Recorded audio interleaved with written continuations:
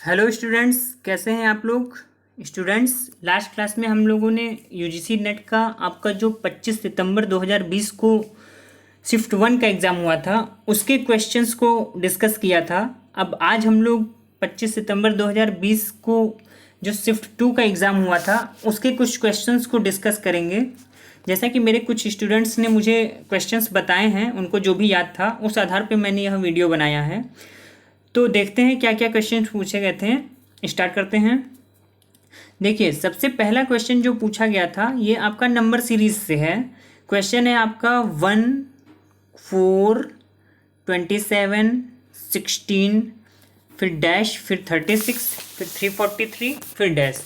यानी कि हमें यहाँ पर बताना है कि जो फिल इन द ब्लैंक्स है वहाँ पर कौन कौन से नंबर आएंगे। नंबर क्या है इसको पहले लिख लेते हैं। पहला नंबर है आपका 1, 4, 16, ठीक है। नेक्स्ट है आपका 27, माफ़ कीजिएगा, 1 है, 4 है, 27 है, 16 है, फिर यहाँ पर डैश है, फिर 36 है, फिर 343 है, फिर यहाँ पे डैश है। यानी कि जो नंबर है 1, 4, 27, 16, 36 और 343। अब अगर आप लोग देखेंगे दोनों संख्याओं के बीच का जो डिफरेंस अगर देखेंगे तो बहुत ज़्यादा डिफरेंस है और इससे कोई मतलब होता बन नहीं रहा है। तो यानी यहाँ पर डिफरेंस वाला पैटर्न तो अप्लाई नहीं होगा। अब हमें कुछ और सोचना पड़ेगा। तो अगर आप ध्यान से इसको देखेंगे, नंबर को जब आप ऑब्जर्व करेंगे तो आपको ये समझ में आएगा कि ये जो 4 है ये 2 का स्क्वायर होता है। 3 जो है ये 3 का क्यूब है, क्योंकि 27 किसी का स्क्वायर नहीं होता है। 16 जो है 4 का स्क्वायर होता है। डैश, अब इसको यहाँ ऐसे ही रहने दीजिए, ये बताना है हमें। नेक्स्ट है 36, 36 6 का स्क्वायर होता है और 343 जो होता है 7 का क्यूब होता है। तो इस तरीके से एक पैटर्न हमको ये समझ में आ रहा है कि जो इवन नंबर्स हैं उनका स्क्वायर किया गया है। इवन नंबर्स का मतलब 2 का स्क्वायर है, 4 का स्क्वायर है, 6 का स्क्वायर है। यानी नेक्स्ट यहाँ होना चाहिए 8 का स्क्वायर। इसका मतलब यहाँ 64 हो जाएगा, 8 या 64। अब अगर हम क्यूब की बात करें तो ऑड नंबर्स के क्यूब हैं, 3 का क्यूब, ठीक है। फिर यहाँ पे 5 का क्यूब होना चाहिए, क्योंकि यहीं पे बताना था। क्यों? क्योंकि इसके बगल वाला जो है 7 का क्यूब है। तो ये जो पैटर्न है फॉलो हो रहा है। तो 5 का क्यूब अगर हम यहाँ करते हैं तो ये हो जाएगा हमारा 125 और ये है 1 का क्यूब यहाँ। तो अब देखिए ये पैटर्न पूरा समझ में आ रहा है और फॉलो भी हो रहा है। पहला है 1 का क्यूब, दूसरा है 2 का स्क्वायर, ठीक है। 1 का क्यूब, 2 का स्क्वायर, 3 का क्यूब, 4 का स्क्वायर, 5 का क्यूब, 6 का स्क्वायर, 7 का क्यूब, 8 का स्क्वायर। तो इस तरीके से जो फिल इन द ब्लैंक्स में नंबर आएंगे 124 और 64। तो ऑप्शन नंबर ए है, ऑप्शन दे रखा है 125 और 64। माफ़ कीजिएगा, मैंने 124 बोल दिया था, 125 और 64 होगा। तो ऑप्शन नंबर ए इसका सही होगा। नेक्स्ट क्वेश्चन देखते हैं क्या है। तो अगर हम नेक्स्ट क्वेश्चन की बात करें तो देखिए, सिंपल इंटरेस्ट साधारण ब्याज पूछा है। प्रिंसिपल यानी मूलधन दे रखा है 5,000 रुपये, रेट दर दे रखी है 12%, टाइम दे रखा है 3 साल। ऑप्शन में है 1800, 2200, 1700, 1850। तो सिंपल सा फार्मूला होता है इसका फार्मूला सिंपल सा है, सिंपल इंटरेस्ट। देखिए इसीलिए इसका नाम सिंपल इंटरेस्ट है, क्योंकि इसका फार्मूला भी बहुत सिंपल है। Principal into rate into time divide by 100। अब हमारे पास प्रिंसिपल क्या है? प्रिंसिपल है हमारा 5000। रेट कितना है हमारा? रेट दे रखा है 12% और टाइम कितना है 3 ईयर, डिवाइड बाई 100। तो ये 100, 20 इससे कैंसिल हो गया। तो यहाँ आपका बचा 50 इंटू 12 3 जा 36, ठीक। अब 50 को 36 से जब हम मल्टीप्लाई करेंगे तो ये आता है आपका 1800। तो 1800 देखिए ऑप्शन में दे रखा है सिंपल इंटरेस्ट। जी हाँ, ऑप्शन नंबर ए, यानी कि साधारण ब्याज कितना होगा?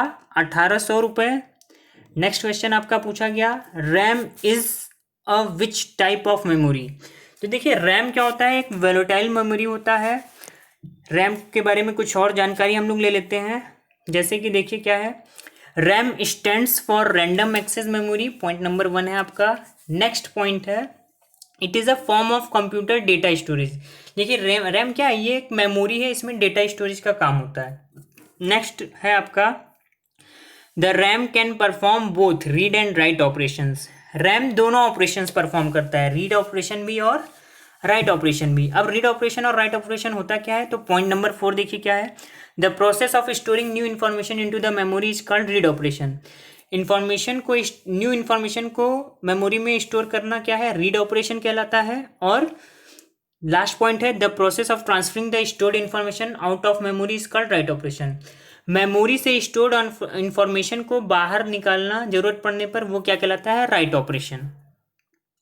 ठीक है। नेक्स्ट है आपका वोलेटाइल मेमोरी। देखिए रैम है वोलेटाइल मेमोरी, तो वोलेटाइल मेमोरी होता क्या है इसको भी जानना हमें जरूरी है। It is also known as temporary memory because if we switch off the power the contents in this memory will be erased. देखिए वोलेटाइल मेमोरी क्या है, इसको टेम्परेरी मेमोरी कहते हैं। क्यों कहते हैं, क्योंकि जब से ही हम अपने सिस्टम का, अपने मोबाइल का, अपने कंप्यूटर का, लैपटॉप का स्विच ऑफ करते हैं, पावर सप्लाई ऑफ करते हैं, मेमोरी सारी डिलीट हो जाती है, जो कि टेम्परेरी स्टोर होती है। It is of high cost, ये हाई कॉस्टली है।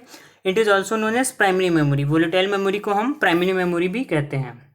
अब अगर हम रैम और रोम को कंपैरेटिवली बात करें तो ये भी देख लीजिए, क्योंकि आगे क्वेश्चंस पूछे जरूर जाएंगे। ये ना सोचिएगा कि रैम पूछा गया तो रोम नहीं पूछा जाएगा, तो कंपैरेटिवली भी जानना जरूरी है। तो देखिए रैम क्या है, रैम आपका है वोलेटाइल मेमोरी। रोम क्या होता है, रोम का फुल फॉर्म होता है रीड ऑनली मेमोरी, और ये नॉन वोलेटाइल है। रैम का सेकंड पॉइंट देखिए क्या है, data in RAM is not permanently. अभी जस्ट बताया कि रैम में डेटा टेम्परेरी स्टोर होता है, लेकिन रोम में परमानेंटली स्टोर होता है। नेक्स्ट है देखिए रैम का एग्जाम्पल है आपका third number point, D RAM और S RAM. D for dynamic RAM, S for static RAM. ROM का एग्जाम्पल है आपका P ROM and E P ROM. P ROM का मतलब प्रोग्रामेबल रीड ऑनली मेमोरी, और ई पी रोम का मतलब electrical programmable read only memory. Volatile memory RAM का fourth point है आपका, it requires flow of electricity. यानी कि डेटा को रिटेन करने के लिए इसमें इलेक्ट्रिसिटी की ज़रूरत है, पावर सप्लाई की ज़रूरत कॉन्टीन्यूस पड़ती है, लेकिन रोम में कॉन्टीन्यूस ज़रूरत नहीं पड़ती है। लास्ट पॉइंट है रैम में आपका, RAM is the memory available for the operating system programs and process to use when the computer is running. यानी कि कंप्यूटर जब रनिंग कर रहा होता है तब रैम की ज़रूरत हमेशा पड़ती रहती है, लेकिन रोम में ऐसा नहीं है। क्यों, क्योंकि रोम में क्या है, प्री रिटेन मेमोरी आपको डाल के दी जाती है। जब आप देखिए आप शॉप पर लैपटॉप, कंप्यूटर या मोबाइल खरीदने जाते हैं तो हमेशा उसका स्पेसिफिकेशन देखते हैं, 4/64, 8/32, 8/128, यानी कि 8 क्या है रैम है, 128 क्या है रोम है। तो यही स्पेसिफिकेशन होता है। नेक्स्ट क्वेश्चन देखिए क्या पूछा गया था, find the average of the following. Number दे रखे हैं 76, 65, 82, 67 और 85। यानी कि नंबर क्या दे रखे हैं, 76, 65, 82 नंबर आपके दे रखे हैं, 76, 65, 82 और नेक्स्ट नंबर है आपका 67, 85, यानी 67 और 85। अब आपका एवरेज बताना है इसका। तो एवरेज का देखिए फार्मूला होता है sum of all numbers divide by total numbers. बहुत सिंपल सा फार्मूला है और बहुत बेसिक फार्मूला है, तो हमेशा याद रखिएगा, बहुत टफ फार्मूला नहीं है। सम ऑफ ऑल नंबर्स का मतलब ये है कि ये जितने भी नंबर दिए हैं उनको जोड़ना है, और टोटल नंबर का मतलब ये कितने नंबर हैं, जैसे ये 1, ये 2, ये 3, ये 4, ये 5। टोटल नंबर कितने हैं, टोटल नंबर है हमारे पास 5। अब सम ऑफ ऑल नंबर्स यानी हमको इनको जोड़ना है, तो जोड़ते हैं। देखिए सबसे पहला है आपका 75, माफ़ कीजिएगा 76 में आपको जोड़ना है 65, तो ये आपका हो जाएगा 6 5 11 और 7 6 13 14। नेक्स्ट नंबर है आपका, आपको ऐड करना है 82, ऐड करना है 82, ऐड करिए 82 ऐड करेंगे तो ये 3 हो जाएगा, और 8 4 12 यानी 223। 8 4 12 का 2 हाथ से लगा 1, तो यहाँ 223 हो गया। अब 223 में आपको ऐड करना है, नेक्स्ट नंबर है आपका 67। 67 जब ऐड किया तो ये हो गया आपका 0 6 2 8 1 9, 290। और 290 में लास्ट नंबर आपको ऐड करना है 85, तो 85 ऐड करेंगे तो ये हो जाएगा 5 और 9 8 17 और ये 3 375। यानी सम ऑफ ऑल नंबर्स कितना आया, सम ऑफ ऑल नंबर्स आपका आया 75 और टोटल नंबर्स कितने दे रखे हैं 5, मतलब डेटा कितना है, नंबर ऑफ एटम्स 5 हैं, तो 375 है। 5 7 जा 35, 5 5 जा 25, यानी एवरेज कितना आया 75। तो देखिए क्या ये ऑप्शन में है एवरेज 75? जी हाँ, ऑप्शन में है 75 आंसर है, यानी ऑप्शन नंबर बी, इसका आंसर क्या होगा 75। नेक्स्ट क्वेश्चन आपका पूछा गया है, व्हाट इज द नेक्स्ट, आपका लेटर सीरीज दे रखी है ACEFHJKMO। ACE देखिए क्या दे रखा है, ACEFHJKMO, नेक्स्ट टर्म पूछा है आपसे, यानी ACEFHJKMO। अब अगर आप पैटर्न को ध्यान देंगे, एक दिन मैंने और भी बताया था कि हमको ये याद करना जरूरी है कि इजोटी, जो मैंने बताया था लास्ट क्लास में, इजोटी का मतलब क्या है, ई का प्लेस है 5, जे का 10, ओ का है 15, टी का है 20 और वाई का है 25। तो इसके अकॉर्डिंग अगर हम देखते हैं तो ये जो हमारा क्वेश्चन है, एस क्या है, 1 है, सी 3 है, ई 5 है, फिर एफ 6 है, एच 8 है, जे 10 है, फिर के 11 है, एम 13 है, ओ क्या है आपका 15 है। तो इस तरीके से अगर आप पैटर्न देखिए तो 1 + 5 6 और 6 + 5 11 और 11 + 5, यानी नेक्स्ट टर्म यहाँ क्या होना चाहिए 16, यानी कि यहाँ होना चाहिए पी।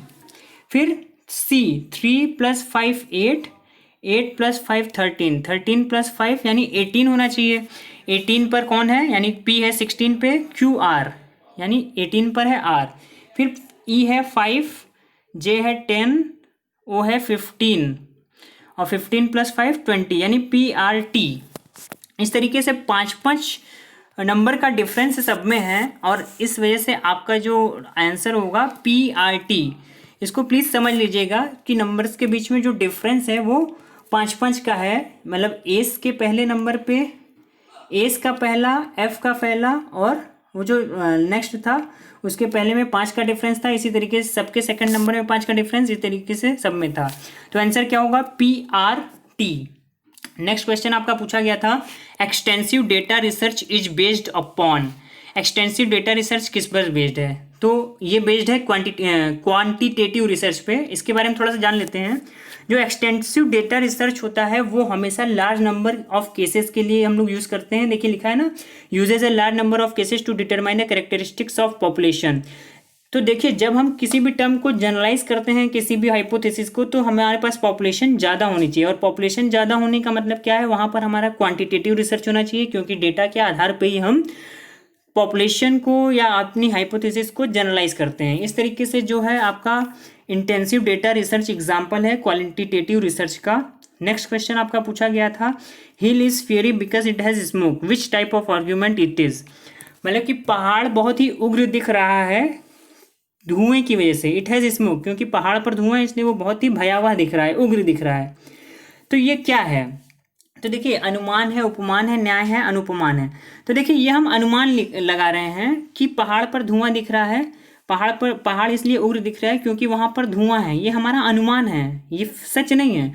क्योंकि जहाँ जहाँ धुआं होता है वहाँ वहाँ आग होती है, ये भी हमारा क्या है अनुमान है, यानी ऐसा होगा। तो hill is fiery because it has smoke, ये एग्जाम्पल है अनुमान का। आप यहाँ पर क्या कर रहे हैं, अनुमान लगा रहे हैं। नेक्स्ट क्वेश्चन आपका है, on which website PhD thesis can be submitted. यानी कि किस वेबसाइट पर हम लोग अपनी पीएचडी थीसिस को सबमिट करते हैं या कर सकते हैं, तो वो वेबसाइट है शोधगंगा। शोधगंगा के बारे में थोड़ा सा जान लेते हैं। देखिए शोधगंगा क्या है, Shodhganga is a reservoir of Indian thesis, is a digital repository of this and thesis and dissertations submitted to Indian universities. यानी कि इंडियन यूनिवर्सिटीज़ में जितने भी थीसिस और डिजर्टेशंस लिखे जाते हैं वो ऑनलाइन कहाँ पर सबमिट किए जाते हैं, शोधगंगा पर। It is maintained by INFLIBNET centre which is an autonomous inter university centre of the University Grants Commission of India. यानी ये किसके द्वारा मेंटेन किया जा रहा है, इन्फ्लिब्नेट के द्वारा, जो कि यूजीसी के कंट्रोल में है और ये एक ऑटोनॉमस बॉडी है। Was initially located in the campus of Gujarat university Ahmedabad. पहले ये कहाँ सिचुएटेड था, गुजरात यूनिवर्सिटी अहमदाबाद में। उसके बाद जनवरी 2013 में इसका सेंटर कहाँ चला गया, building at info city Gandhinagar. ठीक है, यानी कि देखिए एक मेन क्वेश्चन ये है कि अहमदाबाद से ये शिफ्ट हो गया गांधीनगर इन्फोसिटी में। ठीक है, नेक्स्ट क्वेश्चन आपका पूछा गया था 0, 8, 24 और 48, ये नंबर सीरीज का क्वेश्चन ये है। इसको देखते हैं क्या होगा नेक्स्ट नंबर 0, 8, 24 और 48। 0, 8, 24 और 48 नेक्स्ट हम पूछा है। तो देखिए दोनों डिफरेंस देखिए नंबरों का क्या है, यहाँ 8 का डिफरेंस है, यहाँ 12 का माफ़ कीजिएगा, यहाँ 16 का डिफरेंस है, यहाँ 24 का डिफरेंस है। अब देखिए ये पैटर्न देखिए 8 2 जा 6, 8 1 जा 8 2 जा 16, या फिर इनके बीच का डिफरेंस है 8, इनके बीच का डिफरेंस है 8। या नेक्स्ट हम क्या होगा, यहाँ पर 32 होगा क्योंकि 8 का डिफरेंस होगा, और ये 32 किस में ऐड होगा, आपका इसमें ऐड होगा, यानी ये हो जाएगा 80, यानी कि 48 + 32 कितना हो जाएगा 80। यानी कि सब में कितने कितने का डिफरेंस है, 8 8 16 8 24 8 32। ठीक है, तो आंसर होगा आपका 80। नेक्स्ट क्वेश्चन है आपका present age of X is 40 years and Y is 60 years. यानी कि एक्स की जो प्रेजेंट एज है 40 साल है और वाई की जो प्रेजेंट एज है 60 साल है। How many years ago the ratio of their age was 3:5। कितने साल पहले उनकी उम्र का जो रेशियो था 3:5 था। तो देखिए प्रेजेंट एज जो एक्स की दे रखी है वो दे रखी है 40, वाई की दे रखी है 60, और कितने ये पूछा है कि कितने साल पहले। तो मान लिया let X years ago their age ratio is 3:5। ठीक है, एक्स साल पहले उनकी एज का जो रेशियो था 3:5 था। तो इसको कैसे लिखेंगे, इक्वेशन बनेगी 40 minus X divide by 60 minus X equal to 3:5। यानी कि 40, मान लिया एक्स साल पहले, यानी कि प्रेजेंट एज कितनी है, प्रेजेंट एज है 40 से एक्स साल पहले और 60 से एक्स साल पहले दोनों का रेशियो कितना था 3:5 था। तो अब देखिए ये इक्वेशन क्या बन गई आपकी 40 माइनस एक्स, इधर ये क्रॉस मल्टीप्लाई हो जाएगा 5, और इधर 3 × 60 माइनस एक्स, ये क्रॉस मल्टीप्लाई होता है, आपको पता होगा, नहीं पता होगा तो इसको जान लीजिए। 5 जो है इसके साथ मल्टीप्लाई हो जाएगा और 3 जो है इसके साथ मल्टीप्लाई हो जाएगा। तो इस तरीके से जो इक्वेशन हमारी बनेगी, अब इसको सॉल्व करते हैं। 5 4 जा 20, यानी 200 माइनस 5 × x 5x, 6 3 जा 80, 180 माइनस 3x। अब इसको हम लोग एक तरफ कर लेते हैं वेरिएबल और कांस्टेंट। तो 200 यहाँ 180 प्लस का है तो इधर आएगा तो माइनस का हो जाएगा, और ये माइनस 3x और ये माइनस 5x प्लस इधर जाएगा तो प्लस का 5x हो जाएगा। यानी 200 में से 180 गए, यहाँ पर आ जाएगा 20, और ये माइनस 3x प्लस 5x, यहाँ प्लस का 2x होगा। नेक्स्ट देखिए क्या है, अब हमारे पास आ गया 2x इक्वल टू 20, तो 2 1 जा 2 और ये 0, यानी x इक्वल टू 10 ईयर आ गया। ठीक है, यही हमसे पूछा गया था, ऑप्शन में देखिए 10 है। जी हाँ, द रेशियो, यानी कि how many years ago the ratio of their age was 3:5, यानी 10 साल पहले इनके जो रेशियो था 3:5 था। तो इस तरीके से आज जितने भी क्वेश्चंस पूछे गए थे शिफ्ट 2 में, उसको हम लोगों ने डिस्कस कर लिया है। आशा करता हूँ आपको ये क्लास समझ में आई होगी। अगर फिर भी कोई कन्फ्यूजन है तो आप कमेंट के द्वारा पूछ सकते हैं, और अगर आपको वीडियोज़ अच्छे लग रहे हैं तो प्लीज़ इन्हें सब्सक्राइब, लाइक एंड शेयर कीजिए। थैंक यू सो मच, आपका दिन शुभ हो।